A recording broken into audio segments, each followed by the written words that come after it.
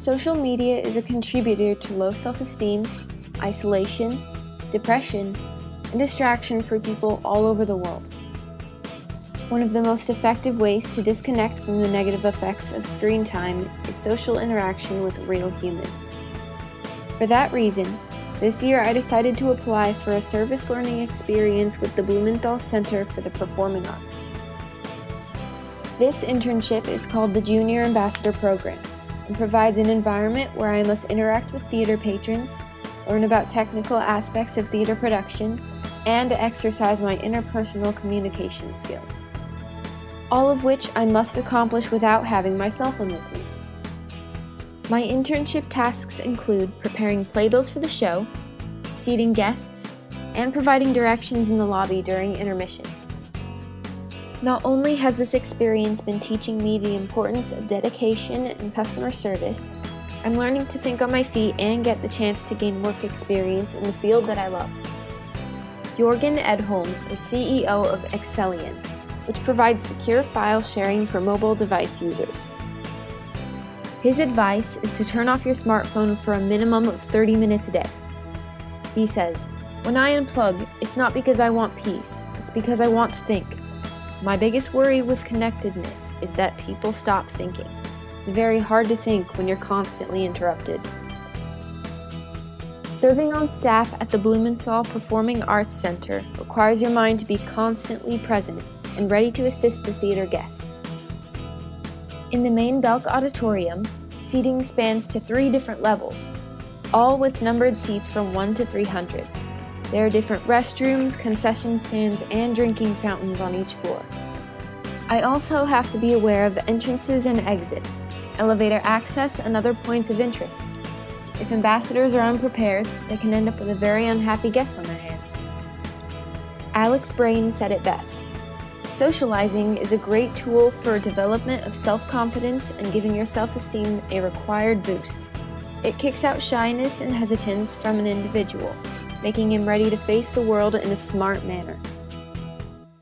If you're battling a social media addiction, forcing yourself to go out and interact with humans in the real world and in an engaging environment can be just the restart you need. While electronics give us a sense of immediate satisfaction, at the end of the day, they don't fulfill us. However, a real face-to-face conversation with people who lift you up and challenge you provides great benefits to your emotional health.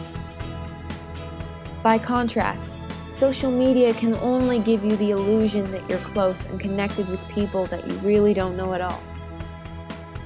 Alex Brain wrote that, "Socializing provides a great opportunity to understand various kinds of people, their mannerisms, personalities, thought processes, and so on. Socializing develops better understanding of human perspectives and attributes." Human interaction not only helps you to learn more about yourself as a person, but allows you to learn more about other people too. Relationships require conversation and a level of connection that you can't replicate through a screen. And by avoiding socialization, you could miss out on many face-to-face interactions that otherwise could be vital to your future. A personality and social psychology bulletin by Sage describes socializing as something that enhances mental functioning as the mind is kept occupied with real thoughts. When I spend time talking with guests and fellow interns at the Blumenthal Performing Arts Center, I'm forced out of my comfort zone, get to engage in stimulating conversations, and meet people that I otherwise wouldn't have gotten to know. These conversations provide endless possibilities for friendships, learning, and shared experience with other people that enrich your life. In a study featured in the Journal of Affective Disorders, psychologists Dr. Alexander Haslam and Dr. Tegan Cruise and their colleagues at the University of Queensland conducted 2 studies of patients diagnosed with depression and anxiety. These patients were asked to join community groups, to participate in activities such as sewing, yoga, sports, art, or group conversations. The researchers concluded, we were able to find clear evidence that joining groups and coming to identify with them can combat depression.